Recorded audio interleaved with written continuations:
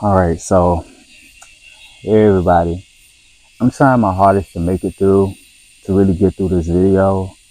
It's not easy. I'm not even gonna put up a front. I'm not gonna be fake. I'm not gonna put up no facade. It's just really hard. I recently lost my friend, BJ. He passed away. Me and BJ, we didn't patch things up before he passed away, which really is making it a little hard to do this video, to put it together. I was always, well, BJ was always by my side. Like, he wasn't the best friend in the world, but he wasn't the worst friend in the world either. So I'm trying to really get through with making my project. And it's not easy. Like, it was easy a couple months ago when I was like, oh, I'm not even thinking about him. I done moved on. Blah, blah, blah, blah, blah, blah. He was still alive then. Now he's passed, and I'm like, come on, Lewis, you gotta do this. You gotta get through this. Come on, come on. He's still here with you. He can still talk to you. He can still feel you. You still feel his presence. And it's not easy, okay? DJ was my road dog from a while ago. Like, even going back to 2022, like, I put my time and effort into these projects, into these homes, and BJ was my little road dog. He was like a brother to me. He was my best friend. So it's like, dang, friend, I need your help. Mentally, I need your help. But I'm just glad he resting. I hope he resting in peace. You know, but I low key regret us not patching it up before he left. We fell out for, looking back on it, stupid reason. One person wanted to go this way, another person wanted to go this way. He fought for our friendship, he did. But I was like, friend, I gotta do what's best for me. I just feel like this just a lot. You know what I'm saying? This is just too much. Like, this friendship is toxic. It's not good. It ain't like it used to be. Like, we would always get into arguments about petty stuff. Like, looking back on it, just petty stuff.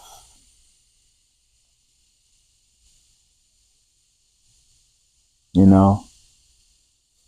Petty stuff, looking back on it. But I know if he was here, he'd be right on this camera with me. He'd be talking to me, and I'd be talking to him. And we'd be talking and laughing, probably joking. I'd always ask him or tell him about them cigarettes. I'd be like, friend, stop smoking them cigarettes. Leave them cigarettes alone. Like, he'd be on his phone and laughing and joking and smoking. And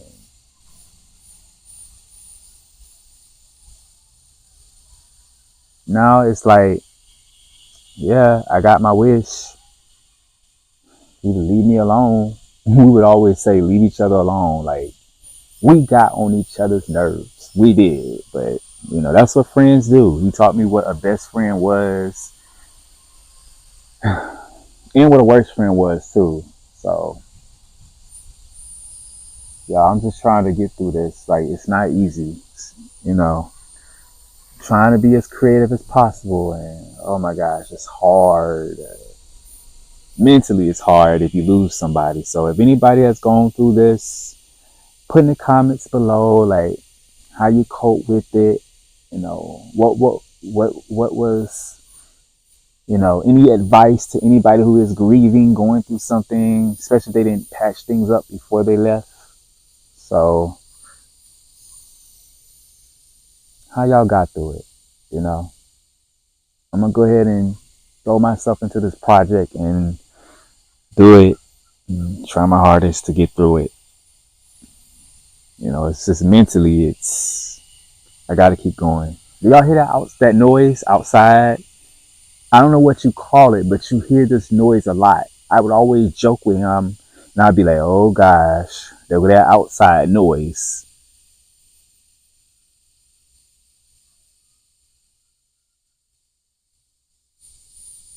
That noise, the outside noise, and you hear it a lot in the South. If you live in the South, the outside noise. You don't hear it during like the earlier day hours. You hear it at night.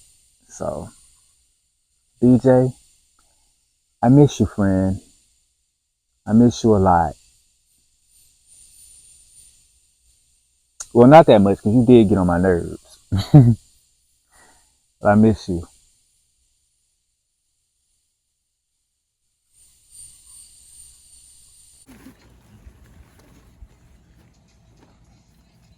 You really tore the whole trunk out.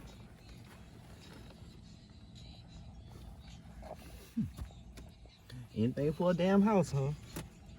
Now take it out.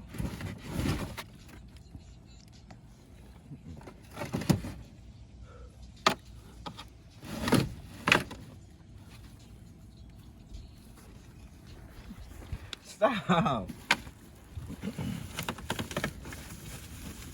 So guys, we decided to recycle our garbage, you know, just so we have extra supplies. Okay, y'all. I decided to recycle the garbage. No, let me hold it. Let me tell the people something. All right, hold on. So I decided to recycle my garbage because look at so much stuff we was throwing away like bottles, things like. Hey friend, you got the camera right? It stopped. Right. Okay, go ahead. It's still recording? Yeah. Okay, think of the stuff we can be saving. Stuff we throw away all the time. You know what these could be? Houses. They really can. Mm-hmm. Why throw these away? I had a whole bunch of my garbage. Yo. Not only that, but all type of containers. But can I tell them the back history on how the garbage became? Okay, so it was a bag like this in the car for like 5 days now. Probably a week and a half. Yeah, clouting up space, you know, cause this car is like really a shelter, like a house or whatever. It's really the wagon. But this nigga had trash in the car for about a week and some days. Whatever. He came and got me from school yesterday and said, "Hey, I see a dumpster over there, but I think I have to really look through the trash again because there's some stuff that I can use." That stuff. Yeah. Y'all, this man right here is an old man. An old fucking man. Right. Alright. Alright, now friend, you could at least cut it off now. You gonna mess up my battery. What you listen to, friend? King George. Who is that? He from Bluff Road. Bluff Road, okay. Yeah. Alright, so we need to dang, okay, so let's get this stuff situated right here and then that's it. Friend language. Language. All right, the first step at working that wagon in a dream is you gotta be on it. I'm gonna put you to a rigoring test of where does this go at and where does this not go at. Nigga, it's too hot for this shit. Okay, so let's go ahead and get ready. Where do you think that piece go at? Use logical thinking. Think right, think left. No more pressure, the clock is ticking. It is ticking. I don't know. Does that look like that goes there? That does not look like that. Time is ticking. It is ticking. 5, 4. Come on, let's get another piece. Come on, friend. Come on. Come on, let's go. Come on, friend. Friend, why you gonna put your feet on my car like that? Is you crazy? Friend, come on now. Come on, friend. All right, friend. Hold on now. We ain't ready to shut the door yet. All right, well, you guys, welcome back to Wagon and Dream YouTube channel. No, put it on the object. Right. Like, I need to do one thing from you guys. I want you to press the subscribe button. I tell y'all, it's the bugs, y'all. It's the bugs out here in the nets. I want you to hit the subscribe button and hit the bell on the bottom right hand corner. Yeah, but y'all, Wagon and Dream. we about to do some cool. We about to go to Charleston. We about to do hey, It's a surprise. It's a surprise. My bad. It's a surprise. Well, we ain't going there. All right, going y'all. somewhere. All right, y'all. Peace, wagon engine. Oh, in Detroit, they was like this. I was like this, but they was like, peace. Who? Detroit? Mine Like Lawrence. this? Yeah, you know, I was in Detroit that time. Yeah. And I went to the Motown Museum. Yeah, you did. I did. Girl, and then come I on. met this cool Don't lady fly and us, husband. sent us there too. her name was Tammy. Tammy was really cool. Man, fuck Tammy. No. But Tammy was like, I was like, peace. But Tammy was like, do it like this. And I did it like this. So peace. My mind Lawrence voice, peace. Wagging in the dream, y'all. All right, y'all. So I wanted to close the day out and take a moment to have a moment with my friend BJ, my late friend. BJ meant a lot to me. And honestly though, like, me and BJ had the best times and the worst times as friends. Honestly though, I mean, there's sometimes I wish that things didn't happen the way that they did, but also I'm thankful they happened the way that they did, because you need growth sometime, and sometimes it's like it's best for you to separate yourself from a situation that isn't good for you. So me and BJ's friendship, it was some ups, some downs, a lot of good times though, a lot of good times. Like, BJ inspired me. He was like my muse. He always would say I inspired him, but deep down, he inspired me, you know? He did. Some of my best work that I did was next to him. Some of my creative work was next to him. So honestly though, without BJ, wouldn't have a lot of the projects that I worked on. I would work on a project and I'd be like, BJ, guess what? Friend, I got this new idea. I'm about to do it. BJ always encouraged me to keep going. He was like, the money is in those houses. Keep going. Keep doing those houses. I better not ever hear you give up. You better not ever say you're going to give up. And I always encouraged BJ to do photography. I always was like, BJ, put yourself into a hobby, no matter what you're going through. He was always going through something. Like, mentally, he was always going through something. Like, he always would have these headaches. And he could never put down no cigarettes. He was always smoking. I was like, friends, just stop the smoking. That'll help, you know? But deep down, you know, he was going through his own problems. Like everybody else in life is going through their own problems and stuff. You know, he was going through a lot. And at that time, I know I was there for him emotionally. I was there for him like as a friend, but 100%, I was there for like, you know, myself really, because it was like, okay, you got your stuff together. I need to get my own stuff together. And plus I was like a workaholic. I was always into my work, you know. He'll tell you right now, well, he can't tell you right now, but he would tell you, be like, Lewis, you need to get you some rest. You ain't no robot. You look like a raccoon. You got bags under your eyes.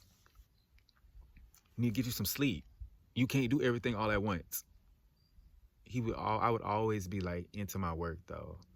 Always. I would always be like, he'd be like talking and stuff to me. I'd be like in my phone on my work doing like, you know, yeah. I was a workaholic. I still am a workaholic. He knows that. Yeah. So, but I love his black granite, his black stone. Like it pops out because nobody else has a black one except that one down there. But nice. This is very nice, friend. This is nice. This was done very well. Very well.